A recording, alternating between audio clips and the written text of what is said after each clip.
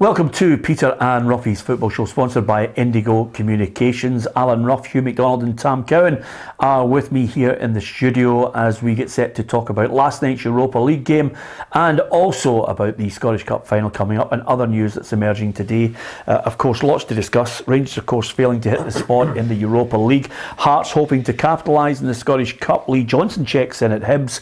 As well as that, Jullien might be checking out at Celtic, and Callum Davidson reckons that St Johnstone can handle the heat of the two-legged playoff. You can give us your views on that, but if you want to, first and foremost, share the stream and don't forget to hit the subscribe button as well. We'd be delighted if you could join the football family, and we're so delighted with the figures that are coming in on the podcast as well as YouTube now that we're exclusively on it. So, to the heartbreak of Seville. Celtic felt the pain in 2003. Rangers are feeling it this morning in 2022, Ruffy. For me, it was an inch left or right, and Ryan Kent's the hero. And then, of course, you go to the agony of penalty kicks, which you called right yesterday. It's small margins in these big games. You know, you're right, Ryan Kent. You know, any side. I don't think he could pick any side because he was lunging at it a wee bit. But again, it's another good save for their goalkeeper. I personally would have rather have lost the game in 90 minutes than having somebody be the one who misses the penalty, you know, and they've got to live with that for the rest of their life. But it's over now. You can see the disappointment, not only in the players, but the fans as well, what it meant to them, the fantastic run to get there. And it's a tragic ending, and we've seen it on numerous occasions in European Cup finals, and it's a horrible, horrible way to lose a game. Yeah, painful. I also believe, Hugh, that it is an art, and you could see that by the people who dispatched the ball into the back of the net. You know, the majority of them, as Ruffy had mentioned, are in the corner. Mm-hmm. Players now know the practice, and they make sure they get it as far away into the corner. Makes it difficult for the keeper. Yeah, I'm always bemused with the thing that's a lottery. Okay, there is a bit of a slight bit of chance, but it's not picking six numbers. You know, it's like what you're doing is like the golfer. If you say to a golfer, is putting from 6 feet a lottery, he said, no, it's an art, it's a practice, and the best golfers will miss one from 6 feet, but they're talking about, we'll get most of them. I think the only one from a German, it was like, they talk about top players missing penalties. The only one that was even near a miss for the Germans was Tamada. He kissed the post with his. It was a cannon more than anything else, but the rest of them were bang on. Over the 90 minutes, Tam, I mean, there was a period where I thought Rangers really didn't get a grip on the game. I thought the Germans, for close to an hour, looked as if they were by far the most dangerous side, but you have to take your chances, and I thought Rangers would close it out when Aribo scored. Yeah, you know what, I'd have to say at some point when I was watching it, I was thinking it's not a million miles, and don't jump in here, from the Arbroath-Inverness game, you know what I mean? Because it wasn't a classic, let's be honest, it wasn't a classic game with loads of shots, loads of saves, but it kept you enthralled, you couldn't take your eyes off it, and you knew what was at stake, a bit like, the playoff game on Friday night. Totally agree with what Hughie says about the penalties, because again, like the lottery, Hughie's saying it's not picking 6 balls. They don't randomly pick 5 players to take the penalties. Then it would be a lottery. They know exactly who they're wanting to take the spot kicks. And again, we've seen it before in many a game. As the game is nudging towards penalties, they make tactical substitutions. So it's ridiculous to suggest it is a lottery. I think even going back to the 70s, Mr. Panenka might have something to say about that as well. But there are great exponents of penalties, and dare I say it, look at the contribution for James Tavenier at Rangers. So no, it's not a lottery by any stretch. But I feel sorry for Rangers in that if they'd been able to flip it. I mean, beating 2 Bundesliga sides and getting losing to one in penalties, there's no great shame, right? Particularly when you see where the club had been. But in a funny way, if they'd have got those clubs the other way around, if they'd have been able to knock out Eintracht Frankfurt and Leipzig and then played Borussia Dortmund in the final, there'd been zero pressure, you know. But it was almost like Rangers were going into this. I know when the bookies were the favourites, but everybody's saying almost as if Rangers can only chuck this away now. Yeah. And there was an element to me and my dear friend Mr. Cosgrove always talk about this, when we've had a right good chance, Motherwell and St Johnstone against Celtic or Rangers, don't take your chances and they come back to bite you. And the old phrase is, we'll never get a better chance. There must be a feeling that last night with Rangers fans. When you look at the overall picture, you know, we'll never get a better chance of winning a European trophy. Yeah, you're absolutely right. I mean, Ryan Kent will talk about that, you know, chance in a moment, great save. But Hugh, I thought Bassey was absolutely standing. Remember, this is a boy who wasn't in the starting lineup at the start of the season. Well, Bassey sort of kind of almost like shouted out another truth. Another truth was, like, see, if you're going to win a UEFA Cup final, not only must your top players play well, but sometimes they've got to play even better than well. They've got to out, you know, sort of outperform what they normally do, and you can't say that about any Rangers player bar Calvin Bassey. You could look through all that Rangers team and you say some of them played to what were news, but you can't say, oh, you know, they really dominated the game. Yeah. They really stood out. I thought Aribo got pass marks. I think some of them got pass marks, but I'm talking about more than pass marks. I'm going out saying, this is a cup final, this is my stage, I'm going to do something about it. The one where Bassey was near as good as on his backside and he got back for the ball, that was incredible. Well, that was so good. I mean, Bassey was actually trying to do something really, really clever and, you know, and drag the ball back and backheeled it. And he made a cows behind of it, as I think you might say. Yeah. But the pace of him to get back, and that was his only mistake in the game. He was absolutely, he was so, and I've watched him a couple of times this season. I think now he's probably Rangers' most valuable asset in terms of transfer fee. That good. I think they'll face a real bit of pressure, Ruffy, to try and hold on to him. But as Hugh says, sometimes you really have to have not only all your players playing to their maximum, but you need that wee bit of special, skill or a trickery or a magnificent goal. Again, it was set up for Kent throughout the game. I don't think he delivered throughout the game, Ruffy, the way I think a lot of people expect from him.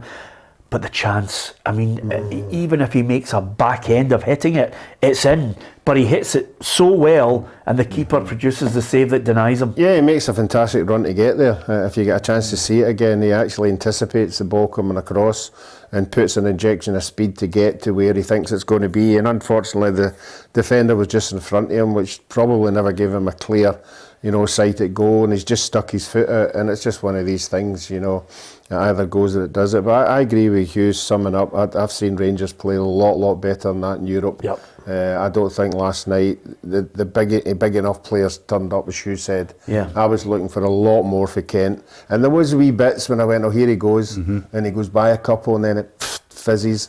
But when you're playing that kind of position and you've got Aribo, who's not a centre forward, I don't know what you're looking for, when you get into wide areas, if you're going to be firing balls, like they were firing balls in, but what are you firing balls into? And another big chance, I mean, the one Aaron Ramsey had for 12 yards, point blank range, just the goalkeeper to beat. Yeah, I mean, I'm going to talk... It's not a lottery, the penalties. It's not a lottery. I'm going to talk about Aaron Ramsey in a moment, but on that point there, it's quite clear. If Aribo is used as this false number 9, it's because Roof is not fit enough. Right. It's maybe the manager's thinking, if I get 5-10 minutes out of him tops, and Ramsey's the same. Absolutely. And what happened with Roof was, how did Rangers create their best chance of the match? Because Roof made a run of the middle, centre forward run. Yeah. Did something that a centre forward should do, get the byline and drew the ball back. I mean, he played like a centre forward for 4 seconds, and that could have won them could have won them the Europa League. That is why when we go to Ramsey and go to other things, is Rangers' real problem at certainly the back end of the season is they've generally been playing without a proper centre forward. Itten's not up to it. Roof's injured. Morelos was injured. And then you're mixing and matching, and you see when you mix and match at the very highest level, Peter, in the Europa League, that's a good level. That's a good level, and you're mixing and matching against a Bundesliga, good, strong Bundesliga team. The flaws show up. Yeah. The other thing about it, and let's cut to the chase. I mean, I thought Rangers were stronger in extra time, and I thought they looked the more likely team to win. We all know about the penalties. He misses the penalty. And I know one of our journalists who works for us, Alison McConnell, had written a piece on it. It was a gamble buying Ramsey. And if you read the piece in context, it was fair as an assessment of he's been brought in to try and make the difference in the league. He's one of those players that you, by some strange twist of fate, you're able to get him, you know, because he's on £400,000 a week, so Rangers never paying that. But somehow there's a twist of fate, you get him. But it's still a hefty wage for Rangers to pay, and you want him to make the difference in the league, and you want him to contribute significantly in Europe. Did he do that for you? No, and he's not. He's been. I mean, he could go on Saturday and score a hat trick and win Rangers the Scottish Cup, and that's not what he was. That's not what he was brought here for. He was brought here to get Rangers the league and to progress in Europe. And the fact of the matter was, he's hardly featured at all. And when he has featured, his highlight reel will be the goal against Celtic Ibrox, which ultimately meant nothing. There won't be many more. I know he scored again, but I mean, there won't be many instances in the highlight reel. And if Rangers supporters are sitting here now saying, "Oh, I'm being too tough, I'm being too hard," look back to January when he came in, and if I'd have said to them, "Well, Aaron Ramsey's here, can he win the league?" Yeah, he'll play a great part in winning the league. And I say, by the way, Rangers are going to get to a Europa League final. How many minutes will Aaron Ramsey play in that? And if you said 3, I would say, "Oh, he must get injured early." Aye. So that's not what he was bought here for. Yeah. And it was an interesting point as well, the way that journalism has got skewed, Peter, is that when somebody writes a very sober and reflective piece, you might not agree with it. You might think it wasn't a chance. You might think that his fitness level wasn't a concern. That's up to you. But somebody writing that is good journalism. It just is. It's good factual journalism. And she got absolutely slaughtered it from various sources. And she'll be sitting. Would anybody disagree with it this morning? Yeah.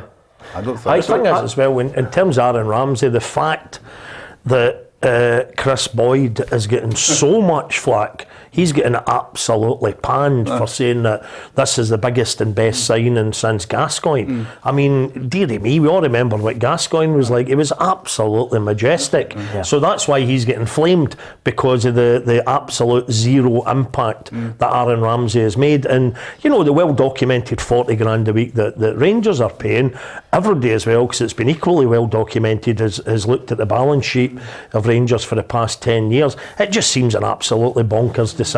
Yeah, can I also say that knowing Alison as I do, she's not there to gloat or to look for any kind of revenge mission on most notably his agent, who I thought was bang out of order in his criticism of her.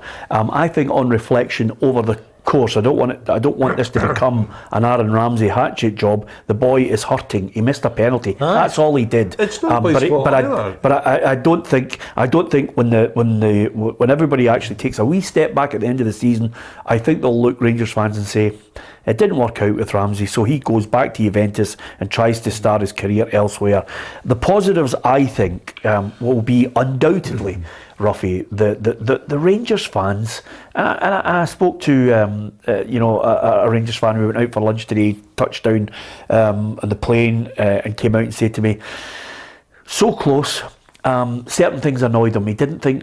You're talking about Ramsey. He didn't think Tavenier had his best game in a Rangers jersey. And I said, well, that was down to the fact that Eintracht Frankfurt's Kostic had him going the other way. I mean, and that's how Rangers lost their goal. I mean, if we're talking about the ultimate mistakes, I thought Rangers would see it out. I never expected them to lose a goal to the one dangerous player that they know has got the most crosses in European football, plays it in and gets past 2 Rangers players and is easily in there, to get their goal for the equaliser. Well, the Eintracht Frankfurt, coaching staff aren't daft. They know that Tavernier's possibly from a full-back position, the most dangerous player in the Rangers team with the amount of goals he scores and the amount of assists. So what you do is you put somebody out there who's going to give him a bit of problem, who's going to have him thinking, well, I maybe can't go as forward as much as what I usually can because this guy is going to skin me, so that's a problem for him. But you would like to think they'd be able to tactically work that out. I just thought there was I thought my summing up of the game was they were better the first 20 minutes. Rangers then matched them, and then after that they all matched each other. And then the second half of the extra time, I thought Rangers looked as if they were the team that were going to score. Yeah. You know, but I don't think they were particularly good either. I thought there was a lot of bad passes, a lot of bad defending. It was just they just seemed to, you know, taper out every time they went to do something. It was a hard watch, you know, particularly at the end. But at the end, you know, these big mistakes. Kent, you know, if he puts it away, it's amazing. Yeah. If he puts it away, Rangers are the winners of the cup. Well, absolutely. And listen, you know, on these little moments, lots of people reflect. If Celtic fans look back, they say if Bobo Balder hadn't get sent off, they thought they were going to go on and win the UEFA Cup in 2003. And on that moment last night, when Trapp makes that save, suddenly even the rebound goes close and just over the bar. I think Rangers will feel tremendously proud of what they've achieved. It's been an unbelievable run of great nights, and a lot of my pals have just savoured so many special nights on the road and, of course, at Ibrox. No surprise, Giovanni van Bronckhorst absolutely gutted. Of course, a big disappointment. I mean, if you play a final in Europe and you lose, it will hurt. Because you play a final, you will do everything you can to win it. And then in the end, you know, with penalties, you know, it's a lottery. And tonight we weren't on the good side, but you know, I can't complain with everything my players gave today and also the games before this tonight. Yeah, I mean, do you share that view, Tam? That, you know, you've had a few close calls as a Motherwell fan, but sometimes if you see a great run to the final, I think a lot of Rangers fans will look back and go, okay, it's painful right now, but as time goes on, they'll say, I've got the programme, I've got the strip, I enjoyed the runs, I was over in Germany, I sampled something that was Absolutely. amazing. I mean, even in recent years or the past decade or so, we've had many a good run in the domestic cups, you know, the Scottish Cup, the year that we got to both finals and get pumped by Celtic on both occasions. But because we did get beat with Celtic and we looked at the financial chasm between the clubs, you didn't come away from a game like that feeling sick or anything like that. For the time when Celtic pumped us 3-0 and all we did, I think Gavin Gunning hit the crossbar, that was it, right? That was all we did. But me and the boys, I mean, we just went back to Motherwell, we sat outside the Moorings Hotel, you know that, and then we ended up at the Indian Villa for a curry, and there's something about that, you know, it couldn't get you upset rather than imagine how the Dundee United fans felt when we won it in 91, you know, you come back for 3-1 down, you think, oh, this is ours, their goalie's done in. That's when you start feeling sick and all the rest of it. And I think the Rangers fans, I can only go with the two that I've spoken to this morning, my two pals, both of whom I was at the school with. You know, they enjoyed their trip. They were very, very proud of their team. They realised the clubs that they'd beaten on the way. They had a terrific time in Seville. And I must say on that note as well, I did think it was terrible, the stadium that they chose. When we were talking about it at the weekend, how you could have moved it to a bigger place, even outside Seville. Yeah. Even using the other stadium in Seville as an argument, yeah, you could have, of course, get more fans in there. But what I would say is, and one of our colleagues in the media, David McCarthy, the Record, was writing about it, and he described the stadium as Tynecastle on steroids, right? And you're right, I thought last night when you saw the colour and everything, and they were in close, once you'd accepted that, right, that's all the folk that got tickets, that's all we can get in, then I think the ones that were there, they could have enjoyed that. I thought it was a cracking atmosphere. Yeah, well, the majority of the fans inside were Rangers fans, as ever. The great thing about Glasgow people is by hook or by crook, they somehow managed to get the tickets that are available and pay over the odds to get there. It's frightening stories about paying over the odds, you know, and I'm not a man that's unused to paying over the odds when I go and watch Dortmund and various things. Sometimes you just have to, but some of them, people are paying 4 figures for tickets on a regular basis. Absolutely. But I suppose people will just sit down there and say, well, when will we ever do it again? This is a one-off. I go back to Tam's point with that. I think where the big disappointment, when it all goes down for the Rangers fans, when the bruising goes down a bit, I think the big thing will say, this was a winnable one. We didn't stumble through a final and get Real Madrid or even, I don't know, a top. And I'm not talking down Frankfurt, an excellent side, unbeaten in Europe this season. I mean, But it's that old one, that's the old bite your hand off one. You're sitting there 6 months ago, you have to beat Eintracht Frankfurt on a neutral ground and you win a Europa League. Yeah, absolutely. And with that in mind, the players at the end of 120 minutes were absolutely out on their feet. And then you have to go through the whole penalty kicks. And then after that, when you're so close, you have to sit in that dressing room as James Tavenier had to do and just reflect on it. It's devastated the way the game unfolded. To obviously lose on penalties is, it's tough to take because we took the lead and we conceded a goal that we probably should have done better on. So the keeper makes a fantastic save with Ryan towards the end, and he obviously saves the penalty.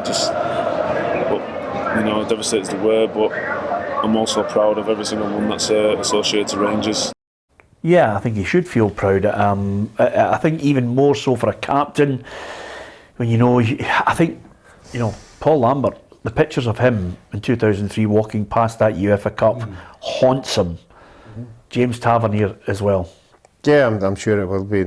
I spoke about wee Barry and Lee McCulloch sitting in the grass at Manchester. And if you look at the celebrations last night, it just shows you don't want to be a loser because everything goes towards the winning side and you're left sitting, your fans have went away and you're left sitting there, you just have to hang about, wait until you're going up and get your medal. I feel sorry for Alan McGregor and probably Steve Davis because that will be their last chance of getting. I think for the older ones who will be in the dressing room going, that was a chance for me, my last chance maybe. For the younger ones, it could come again. There's no doubt about that. Maybe a wee double. Tells you it doesn't, Tom. I know, but maybe a wee double whammy. I'm just thinking Alan McGregor because I'm assuming that Rangers will play McLaughlin in goals. Yeah. On Saturday against Hearts in the Cup final because he's been their Scottish Cup goalie. If he's indicating this is his last season. But what do they do? Do they dump McLaughlin or do they bring him on as a wee sub to take a final bout? I never thought they would start Roof last night because there was no way I thought he was going to be fit to start. I don't think there's any way you can turn around to John McLaughlin and say, by the way. Well, if you're saying that, look, this is my last game for the club and it's a final, I think you've got to have some kind of... You can always bring him on. You can always bring him on. I think the service that he's done to the club. Yeah. If he's ending, I'm not saying he's retiring. They might want to stay another year. Or I'd be utterly fascinated. See if you could get a wee straw poll with just every Rangers fan in it and say you're going into this cup final. Suddenly, it's your last chance of a trophy this season. You know how great Alan McGregor is. McLaughlin is no dud, right? But what would you want? Would you want him to stick with McLaughlin or bring in McGregor? Yeah, it's a big call. Of course, players have to pick themselves up, and even Ryan Jack, as you can tell, just reflecting on it all, there is a huge low which is going to carry on for quite a while. Obviously, absolutely gutted. I thought there wasn't really much in the game, to be honest. Quite a nervy game, as you would expect. It's so much on the line, but to go ahead, we concede a bad goal from our point of view, and then obviously to lose on penalties. Like, penalties are a lottery, if you like, and it's gut-wrenching. And the other thing, and I think it's to get that real balance of the pain. There might be some people wallowing in his despair of missing the penalty, but for Aaron Ramsey, how do you pick him up? I mean, he's human like everyone else. He's the only one to miss the penalty. He's come in. I mean, right now, I think even now he'll be inconsolable. Oh, aye, very much so. But you've got to remember, Ramsey's a top-class player. I mean, he's been injured and he hasn't shown it for the last couple of seasons. But but pain is pain, isn't it? Yeah, but if you're a top-class player, I think, and Raphael will maybe talk about this, you've been through pain, you've been through ups and downs in your career, you've had experience. Imagine what his experiences at Juventus have been like, for example. So he's been through kind of a real emotional stuff at Juventus, and he comes back. I mean, Aaron Ramsey's got the chance. If you're Scots, I wouldn't wallow too much in Aaron Ramsey's dismay at the moment, because he's got a chance perhaps down the line this summer showing Scots people just what a good player he is if we get through the Ukraine game. And you know what? Let's absolutely cut to the chase here. If it had been Scott Arfield, let's say, use him as an example, missed the penalty, he might have still been lying under the duvet now. But you know, I don't think Aaron Ramsey would be going down the Brendan Rodgers road if he started all the affiliation to the club and how much he loves him and all that. You know, so I'm sure Aaron Ramsey will be fine. And Hughie's absolutely right. You know, he could just come back and bite us in the bum. Yeah, well, Scott Wright and many other players that have him as for a short period of time as a teammate will do everything they can to lift his spirits. Everybody's been around him. You know, he's a big personality. He's played in big games before, and it takes confidence to go and put yourself forward for a penalty. So yeah, all the boys are in full support of him. Yep, so that's Aaron Ramsey. You can give us your thoughts. If you're a Rangers fan, give us your overview on his contribution since he arrived at the club. Has it been disappointing for you? Are there aspects which you enjoyed? Did he just need to steer clear of injury? Was that obviously the problem that was highlighted prior to him joining and obviously surfaced when he was in a Rangers? Could the Scotland-Wales game, if we get through against Ukraine, could the Scotland-Wales game go to penalties? Go in the eye. Yeah. Yep. Right, well, yeah, you know what's going to happen now. Good old Scotland. Aaron Ramsey's going to score the decisive spot kick for Wales against Scotland and put us out. That's a wife up the works. Yeah. Get your money on that now. Absolutely. You're a right barrel of laughs today, by the way. Now, of course, we've talked about it ad nauseum. We've spent the first half hour talking about the game. Rangers have now got to just lick their wounds and somehow lift themselves up for the cup final. Are they capable of it? Or, on the flip side, are Hearts thinking, this is the perfect time to get them? Yeah, I think Hearts will be. I think the most important thing is after the game, obviously we're discussing everybody's going to be in a complete downer, and I think the more important thing is injuries. There was a couple of players coming off, you know, because fatigue and maybe carrying an injury. They'll have to assess, you know, who is going to recover quicker than the others, you know, and they were the ones that are out there. But no, the footballers just move on. You know, I'm harping back to Argentina now. We get toughed by Peru and toughed by Iran. You got a draw again. But the point I'm making is we picked ourselves up 3 days later to beat Holland. Yeah. And that's what footballers do. Well, it's because you wouldn't have been allowed back into the country. it was probably wise. Dwelling on what's happened, and that's footballers have been through it, that you have to go on with it. And imagine Rangers win the cup. It won't take the pain away. But you watch the Rangers supporters and watch the Rangers players celebrating on the park. Absolutely. Where the pressure comes, I think, Peter, because we're talking about this last week, we're saying it in a strange sort of way, even though having won the League Cup and then won ultimately the league title, which is always seen as the biggie, of course, domestically, it was then as if Celtic were taking a wee back seat and they were just leaving the stage for Rangers to go on and win a double. Now, they missed the first half of that, and suddenly then for Rangers, there's a bit of pressure going into this on Saturday. And, you know, Hearts, as far as they're concerned, Robbie Nielsen, if I was a Hearts fan, the game I would be thinking back to is when Rangers ended up playing Queen of the South in the Scottish Cup final. And they were dead on their feet when Queen of the South suddenly came back in that game, and they were in a different league, you know. Unlike Hearts, of course, they were third in the top flight. But, you know, you could see the fatigue etched in every one of the players' faces that day. So I don't know if I was doing the Hearts team talk and I was a Hearts fan, I think either do you go for the jugular right away and assume that Rangers are done in, or do you think, you know what, if we take Rangers to extra time, there's no way they can survive another half hour. I don't think it'll be. I think who knows what the Hearts game plan is. I don't think it would be the extra time. I think when Rangers starts to go beyond 70 minutes again, and if it was tight, if there's nobody scoring the goals, suddenly you start to say, you know, this could go either way, and will fatigue play a part? A former Rangers player is set to strut his stuff in the maroon of Hearts. Andy Halliday, could he be a man who scores at Hampden once again? He did it for Rangers when they lost to Hibs, but this time in the maroon of Hearts, he wants a cup winner's medal. I've been very competitive since I was 4-year-old, probably since I started kicking a ball. I think if I played my gran this weekend, she might get a wee kick, so I don't think that's certainly going to affect how I'm going to approach the game. Yeah, I think the only difference will be if we win at the weekend. I might have a few family members and friends that don't talk to me for a while, but I won't be bothered if I've got a Scottish Cup medal in my pocket. Yeah, well, I've got a lot of time for Andy Halliday. I really like him as a guy. He certainly stepped up to the plate for us, Tam, for the Dromore School for special needs kids the other week. It was on a Thursday night. These things are very, very hard to arrange in the diaries and sort out with the football schedule. And on a night where he would have been at Ibrox for the second leg against Leipzig, or at the very least sitting at home with his feet up watching a game, he came out to help the kids that night. Absolutely brilliant. Yeah, absolutely. And he'll be determined to try and win the trophy for Hearts. And it's not beyond the realms of possibility, I have to tell you. Ruffy, Hearts have had a great season. They've been maybe just ticking the engine over because they've known for so long they're finishing third. Can they up it? Can they surprise Rangers? Of course they can. Anything can happen in a cup final day. There's that many things can happen. But I'm going on the evidence of that last game when Rangers beat a reserve team against nearly their first team and beat them quite comfortably. So the only thing I think is going to stop Rangers from winning that is possibly fatigue. I still think they've got players on the bench like the young boy Lowry, players like that they can play on, you know. And I really still think Rangers are still too strong.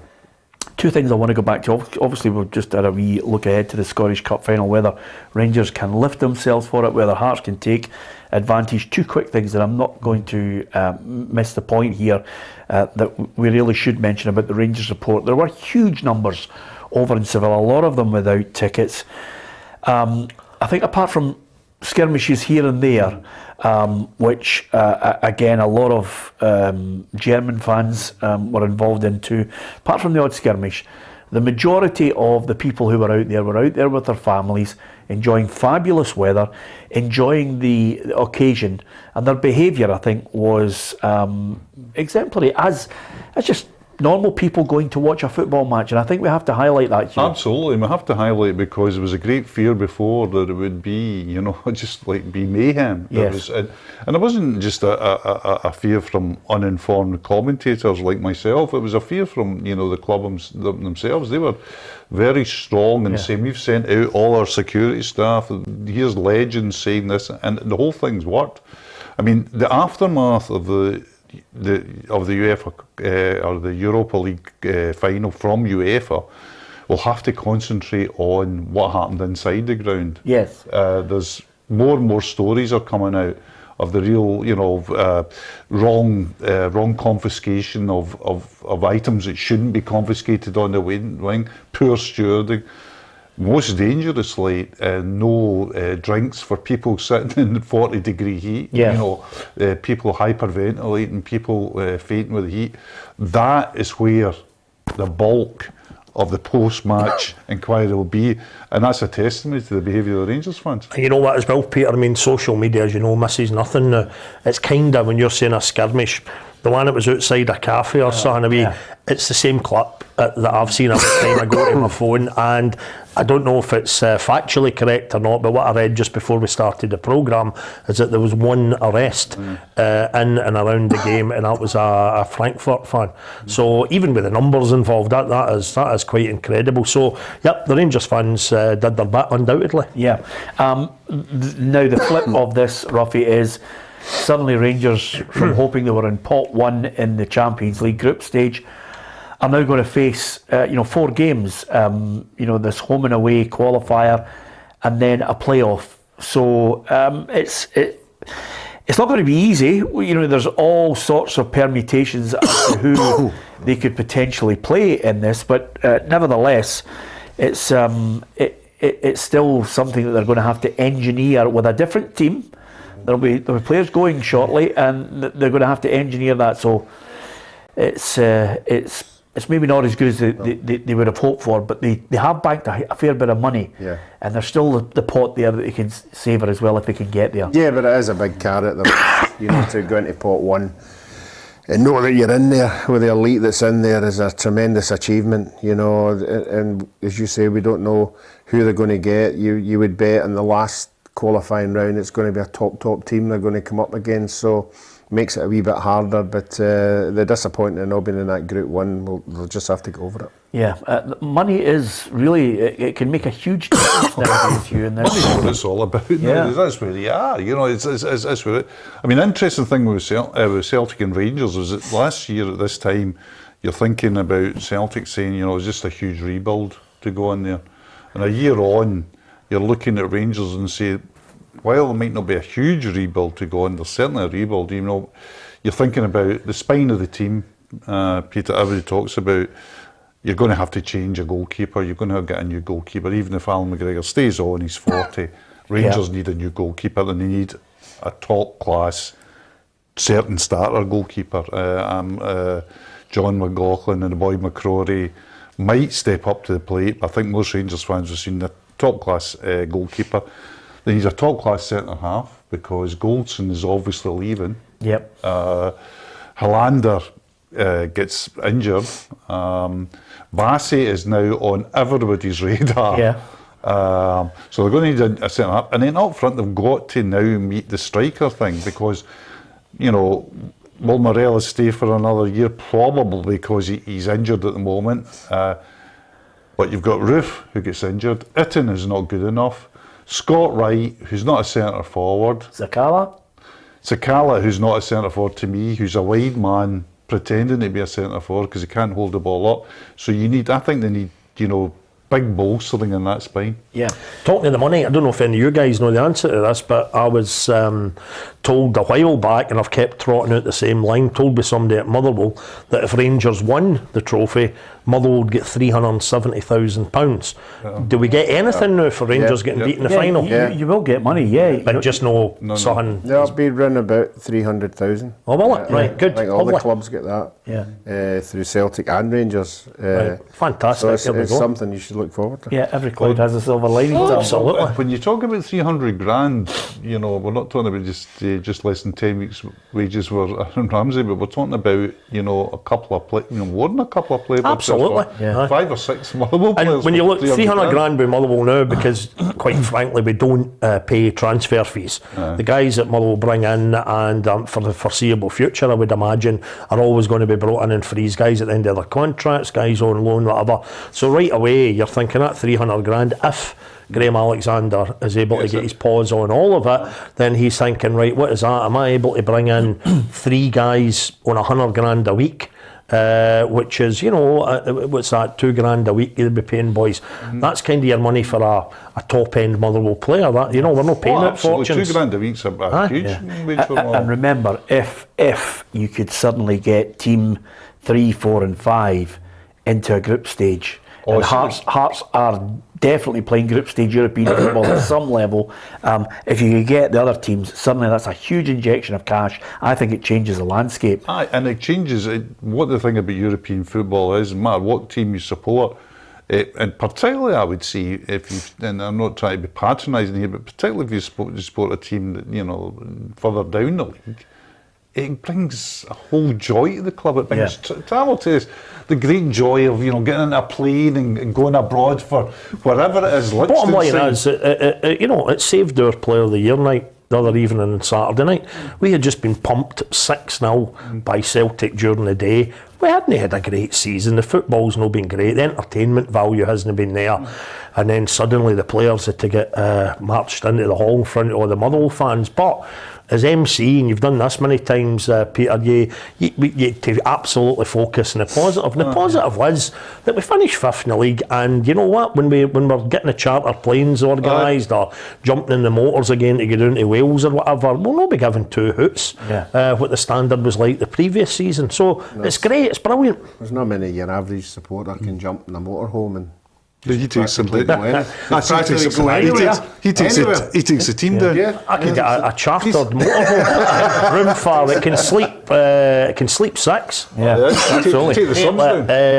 Cliff Richard, summer holiday. Absolutely. And depending on which way you go, you could drive past Ruffy's castle on the top of the hill as he looks down over everybody. Listen, the flip side of it all is Celtic will be playing Champions League group stage football, and their team, I think, and their club might look at Rangers and what they've achieved, and the expectation level goes up, because I think a lot of Celtic fans will be thinking, okay, Ange, stage 1 was wonderful, and if you're saying they never stop, then what's stage 2? Because they want a taste of European football, and they want a taste of European football late on past December. Yeah, and what Ange will be doing as well, he'll be playing Ange ball against teams that have got much more money and much more talent who play a refined Ange ball. As Rangers did last night. Yeah. Eintracht have got far much more money than Absolutely. Rangers. And what you've got to do is, do you become... Now, Brendan Rodgers didn't go down this road, and Celtic got a right few pumpkins, real pumpkins in Europe. Yeah.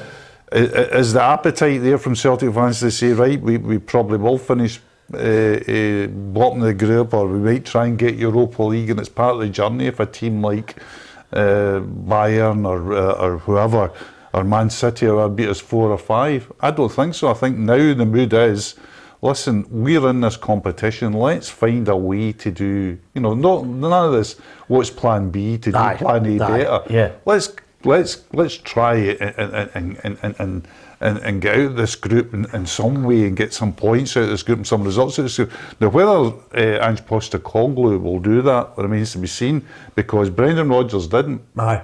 He just didn't. And you know what, Hugh, in the cold light of day for the Celtic fans surveying the scene now, you were spot on earlier when you said if you'd told Rangers fans at the start of the season, certainly if you told Rangers fans 10 years ago, they're going to end up, beating Borussia Dortmund and LB Leipzig in a European final, getting up against another German team in the European final in Eintracht Frankfurt, and they'd have batting the hand off you. If you would have said, and this is where maybe they need to get their finger out a wee bit at Celtic for the supporters, if you'd have said to Celtic fans 10 years ago that 10 years from now, you'll be sitting in the house watching Rangers on telly taking part in a European final, you'd get laughed away, So, as everybody knows, Celtic should have been way away for Rangers, but that hasn't happened. So it's going to be interesting to see if Celtic, maybe even jarred a wee bit by the progress that Rangers have made in Europe, if they can push on and do something in the Champions League. But they're going to need to spend that. And even if you spend that, Hugh, as you know, Celtic will probably be in a group with a couple of clubs who can do that without even looking. And there are people out there who are well aware of the fact that it was not just Neil Lennon that allowed that whole complacency to set in. There are many other people that they will Has he look played back that cup final yet? No, not yet. In Cyprus, no. I think we'll have to keep a close eye on that. Christopher Jullien, just out of curiosity, when we're talking about players, you mentioned the 3 players at Rangers that could obviously be going away or retiring. Christopher Jullien looks as if the writing's on the wall and he thinks, I'm going to go back home to France. That seems to be the sort of sentiment, from inside Celtic Park as well. I think he was a really good centre-half for Celtic. I thought he was a good buy. I know people had reservations, but I thought he was a good, classy, strong centre-half. Did well, got that really terrible, almost freak injury, and that's thrown him. Has Ange looked at the highlights reel and said, you know what, he's not my type of centre-half, his distribution's not so good, because he really wants guys in the centre of the defence to come out with the ball and pass the ball for obvious reasons. He's got 2 there who you can just say are certain starters. He's nailed, if he gets Carter Vickers over the line, that's the big transfer thing of the summer, rather than Jullien going.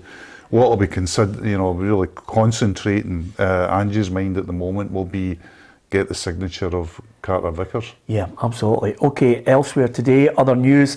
Lee Johnson is the new Hibs manager on a 4-year deal. Why did he come to Scotland? I'll let the Hibs manager explain it. The passion, I think, is the bit that draws me back, if you know what I mean. The big games that you've got, the intensity, and I just feel like Scottish football is really starting to make its mark again. Particularly when I first came up to play, it was a really good league. I think the quality suffered by the time 4 or 5 years later when I came up to play for Kilmarnock, and I see that quality coming back. Well, he thinks Scottish football's on the up again. I think the general consensus when you listen to Tam McManus says the majority of Hibs fans were hoping John Dal Thomason would have been sitting in that chair. So Lee Johnson comes in, and I wonder if he's going to agree to the system or just, somewhere along the line there will be a bit of grinding. Well, that's the conundrum, isn't it? What has he bought into? What have the discussions been for him to take that post? Because, we all know that there's somebody there who's going to bring in players. But I think he's got to say to them, I need to be part of that. And I don't mind you doing it, but I want the best players at the club. but I want to be part of the discussions and who you're bringing in. I think it's got to be last call, manager. Manager decides. Well, even at the big clubs where there's directors of football and directors of recruitment, etc., what the process usually is that if you're going for a left back, there's the manager's presented with 4 left back options, and the manager then picks out the ones he wants from A to D, and if they can't get A for any reason, it goes down, and that brings the manager on board, and is that he is making the final decision. But the way football's moving so quickly now is that some clubs are looking at the manager and saying, do you know what, how long is he going to be here? See, if we're looking at long term, the left back that we're buying is going to be here longer than Joe Block. I mean, you're talking about a year and a half sometimes is the average managerial position. Well, to be honest with you, let's get real about this. You're talking about 19 games for Hibs as a manager. Exactly. Jack Ross, you're talking about, even if you get to a final, you're still getting billeted. And Sean Maloney, let's that's the 19 games. That's another thing here is I don't know how this is going to pan out, because when I heard it was a 4-year deal, I'm thinking, right, has Lee Johnson gone in there, read the Riot Act and says, look, I'm the man and I'll be taking charge of everything, and they've thought, right, he is the guy for us, give him a good 4-year deal and he'll get this club moving? Or did the club, and I'm only saying this out loud, I don't have any knowledge of this, but what had the club maybe says he was going to get a 2-year deal, and then he was aware of the fact that it's no harm will be bringing in the players, but just to kind of appease you a wee bit, we'll put it up to 4, and if you do go, you've got a wee payoff. What I must say about it, Peter, I just texted 3 Hibs fans of my acquaintance today, and one of them, quite a high profile Hibs fan you could say, when I said, what about Johnson, ? What he sent me back was the Alan Partridge meme, where he's just gone, it's a wee bit like, it does have a wee bit of a so what about it. No, he could be the greatest thing that's ever happened to Hibs. Of that we do not know, but there's just a bit, and I don't have a dog in the race. I'm not some rabid Hearts fan or whatever. It's hoping the guys fail, but I just think, I don't immediately think, oof, we're going to have a battle against Hibs. They've brought in Lee Johnson. That's not the way I'm looking. What about the last few months for Hibs and the last couple of years? Well, Ron Gordon said that it has been a disappointment to him, all this instability.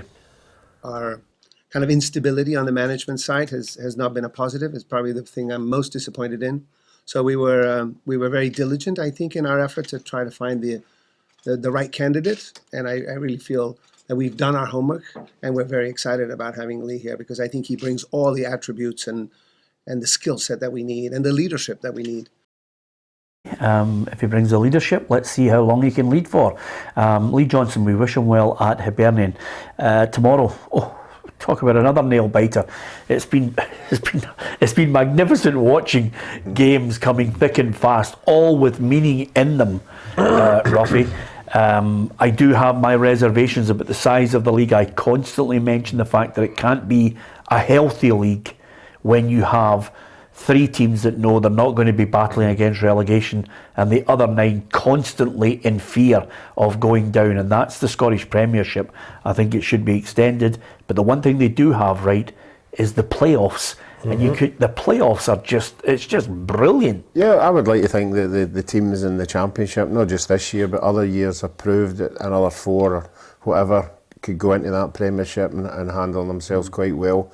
I think they've proved that. I think the Inverness game will be very, very tight. I think they don't concede a lot, but unfortunately they don't score a lot. You don't create a lot of chances, and that's where I think St Johnstone will have a better chance. But it's going to be tense, it's going to be nervy. Inverness will be saying to themselves that I don't think anybody has went up from 3rd in the league. I might be wrong, but I don't think anybody's played that amount of games and then came to the Premiership team and beat them. I know Hamilton did it, but I think they were first. I think they were second. But I think for me it's St Johnstone. I'm trying to. I think for me it's St Johnstone. Yeah. St Johnstone are playing against better quality sides. They have been turned over a couple of times, Celtic and the 4-0, but I still think it'll be the odd goal that will do it. Yeah, I agree with you on that. St Johnstone manager Callum Davidson reckons they can handle the heat. I think obviously do as well. I think ones that played, know the situation. I think European games are very similar, the home and away legs. You know, something players probably at our level don't get too much of. So I think that will prove that they can perform at high levels under pressure. That's probably the biggest thing. You know, we had to win against Aberdeen and we put a really good performance in. So I'm hoping the players take that on board and have a bit of belief in themselves. Prediction? Well, first up, I must say, my nerves wouldn't be shattered tomorrow. I don't think the first leg of any of these playoffs, looking even at the history of them in all divisions this season, I don't think there's been anything too conclusive, apart from you can maybe argue Bonnyrigg Rose against Cowdenbeath. Yep. It's been the second leg they've really come alive. You look at Airdrie against Montrose, an absolutely fantastic game, and then you look at the high drama of Airdrie against Queen's Park, where we find ourselves now with Queen's Park up in the second tier of Scottish football for the first time. Must have been 40 years, I would imagine, you know, so great stories are coming out. I think that in the grand scheme of things, first up, I think St Johnstone will be delighted that it's actually Inverness, Caledonia and Thistle are through. Apart from anything else, all the support that Arbroath would still have, you thought the world was behind Arbroath against Inverness. Imagine what it would have been like them going in against top flight opposition who had won the double a year ago in the playoff final.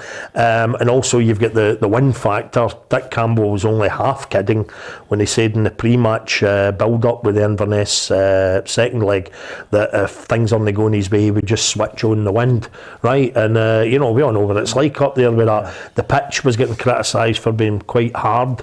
So I think St Johnstone, they must quietly fancy their chances against Inverness. And again, was anybody at St Johnstone, was Callum Davidson, if he's being honest, was he sitting watching Arbroath against Inverness, which was a terrible game, very exciting ultimately, but a terrible game of football.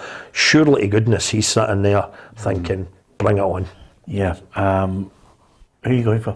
I'm going with St Johnstone. Yep. Yeah, St Johnstone, with all the reasons that Tam gets, you know, it's been a long road for Inverness. There'll be, you know, there'll impact injuries. They've got possible suspensions. They've got the harder road to go, and I just think St Johnstone will be good enough to beat them. And you know what, Hughie, this will bring it ahead. I've been trotting this line out for a while, and I think it is going to come through.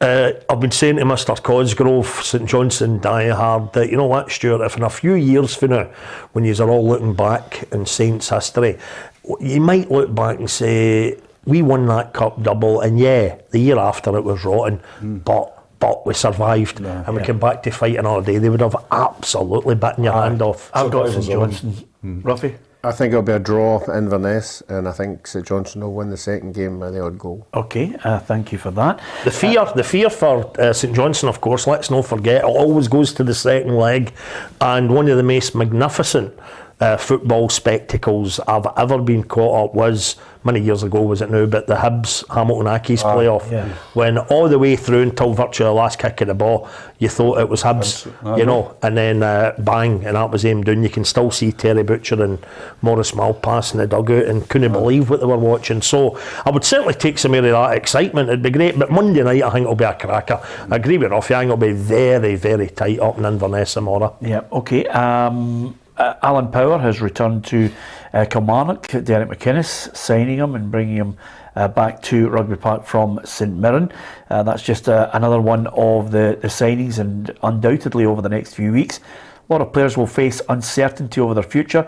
The PFA does indeed organise a couple of games where out of contract players will have the chance to show off their skills in a game, which hopefully more than a few scouts will be looking on and maybe just cherry picking some of the players they think can do a job for them. And we certainly obviously will be covering that, because you want to see footballers in uncertain times get employment elsewhere. It is a difficult time for a lot of footballers who are not at the cream in the game, earning big bucks. I don't think Aaron Ramsey will be playing in that game, to be perfectly honest with you. Not on 400. You remember when that sort of thing came to the fore, though? It was always billed as a kind of X Factor, pop idol trial hanging. Clyde got a few players out of it, and of course famously went on to beat Celtic in the Cup. Yeah, absolutely. So there's good players out there, good boys out there, just need a wee break maybe at this time in their career. Yeah, the other thing which is a downer for me personally is quite simply that I think, you know, over the course of the last 2 or 3 years, and the COVID lockdown over 2 years just highlighted all sorts of lunacy Hugh. And this year again, there's been all sorts of things that have disappointed me on the conduct of Scottish football and individuals. And I wonder about this one. I'm not criticising St Mirren. The chairman, John Needham, has obviously revealed that they're going to have a fan survey on whether to give the Old Firm 2 stands at their stadium next season. I don't know about this. I mean, that's fine if St Mirren fans are going to come out in their numbers and guarantee one of those stands will be filled with St Mirren fans. It's a financial gamble for some clubs, this. Yeah, see, it's like a lot of things in Scottish football, and Alan will know this being on the board. There are certain situations which are financially obvious situations that become politically impossible situations because of the reaction of the fans. I mean, if you went to any business, and these businessmen and all these guys like Ron Gordon and all that, and Cormac up at Aberdeen and others, have all made their money in business. And if you said to them, listen, one of the things you've got to do here is refuse to sell tickets to the games sometimes. What do you mean? People wanting to come to your game, you'll have to tell them you can't come. They'd be going, excuse me? And that's what they've got to do, because the fans say to them, you cannot sell the ground out to the opposition fans because you're giving them an advantage. And it takes businessmen time to get their head round. Yeah. And you can see why. I know football's unique, Hugh, but for God's sake, you know. Well, you had the situation. I mean, you had the situation the other week there where Dundee United were cancelling tickets that had already been bought for Celtic fans. Yeah. You've had the situation where Hearts would rather had an empty section at Tynecastle rather than one filled with Celtic fans. Yeah. This is the way, and the only reason these people are doing it, nobody's telling me Anne Budge is looking at that and saying, oh, this is good business sense. She's looking at that and saying, if I do that and we get beat, and as lightly and as indeed happens, we get beat, I would say, oh, you're giving them, the atmosphere and all that, and it's a difficult one. I'll tell you what I would do. I would stand up at the AGM and I'd say, here's the balance sheet. We couldn't buy these players because the fans decided they didn't want a group of supporters in who would have bought tickets in greater numbers, and we would have had a lot more money to maybe give the manager extra money to buy players. So I'm being blunt with you. We reacted to what you wanted, and in the end, here's the result of it. I'm totally split here, Peter, because that's great. Why you're on, it's great. I know, I'm totally split because what we've got. I remember back in the day when Celtic Rangers came to Fir Park, when you had the perimeter, you defence, separating the away end, the home and the away end, and it was really just a wee sliver of Motherwell fans, and then all the Celtic and Rangers fans started again. So we had one wee bit there, and it was all Celtic and Rangers fans. You had the central bit of the old main stand where I now sit, and either wing of that was Celtic and Rangers fans.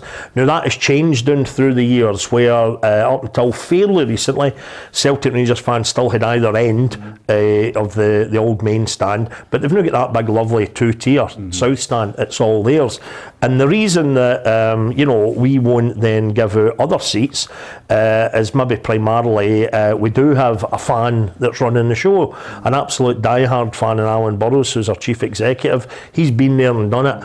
But where I'm saying I can see the flip side of it, ever since we went into administration 20 years ago, I realised that every penny is a prisoner, and if I had been asked to move my seat at a Motherwell game to help the club financially, I would do it. Yeah.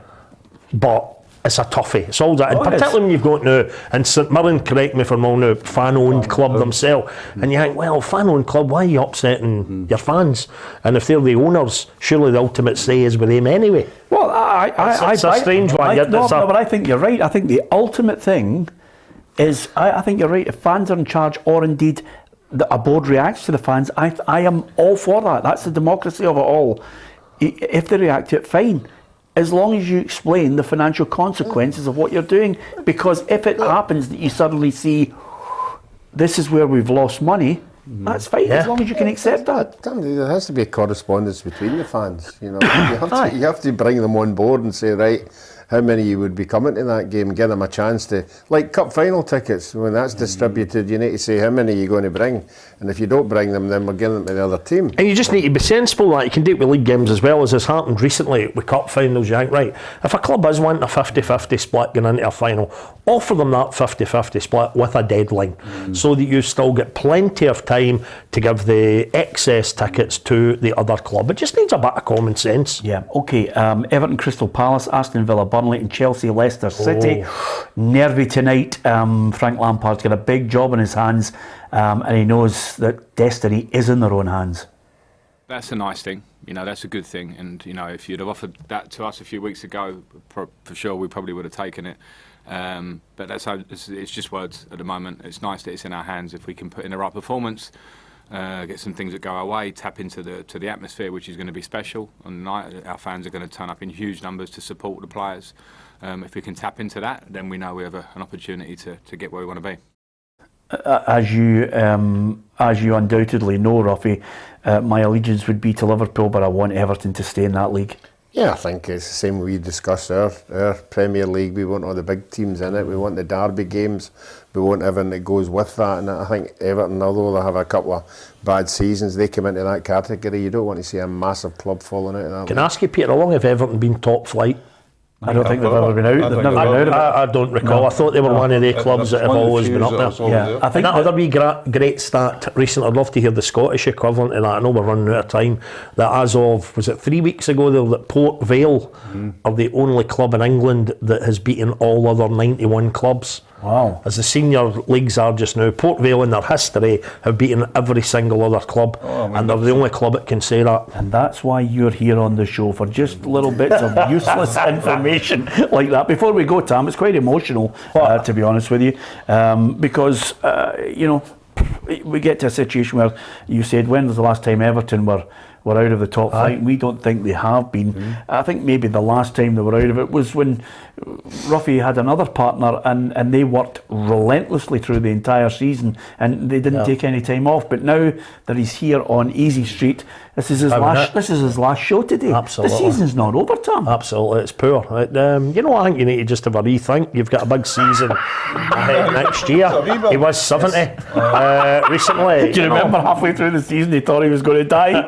Aye, he had a few of his peers who had passed away, and he was absolutely shiting himself, weren't you? But you're fine. We've no Demdy for a while. Yeah, absolutely. It's you've got to be ruthless. Ruffy's called the season. We've rid of badge kissers before, haven't we, Hugh? He's gone. As I told Tam, he might not be saying that in the 1st or 2nd of June. I say no more. Oh, something's happened in the 1st. He very secretly told me this a few weeks ago. He says, can I ask you, you know he's rubbish at keeping a diary, getting back to you in a text, in and that. Put the 2nd of June in your diary. Put the 2nd of June in your diary. And I says, what for? Tell me. Put the 2nd of June in your diary. Right, okay. So something's happening on the 2nd of June. And I cannot be quizzed on this. Okay. Well, there you are. And by the way, while I'm sitting here before you finish, I have to say, well done. Alison won the predictor table. Yep. Well done, Alison. And I, of course, was bottom. So what I'm going to do, and then you've got this on record, I think it's only fair. I'll have a wee look at my diary, and I'll chuck, everybody's doing different things. I'll chuck you 3 dates, right? And whatever the majority go with, that's the night I'll take you out for your tea and a glass of wine. Can't wait. It's going to be absolutely magnificent. Listen, I'm currently looking at the 32nd of June. That's fine. 2027. Yeah, absolutely. Listen, it's been a difficult show for a lot of people who tuned in who are Rangers fans. I think in the cold light of day, a lot of Rangers fans will look back with great affection at the road to Seville. I think Giovanni van Bronckhorst summed it up on countless interviews, the pride that he felt in his players in getting there. To get to a European final, when you consider our country, the financial, discrepancies between Scottish football and the rest of Europe, it's something they should certainly feel proud of. And from everybody here, we certainly were hoping that Rangers were going to win the game. They didn't. A penalty kick away. It's as simple as that. There's a lot to feel proud of. Tomorrow we'll discuss Hearts against Rangers in the Scottish Cup final, as well as the big playoff. Thanks to Tam, thanks to Ruffy and to Hugh MacDonald, and thanks to you. Don't forget to subscribe. Thanks for watching.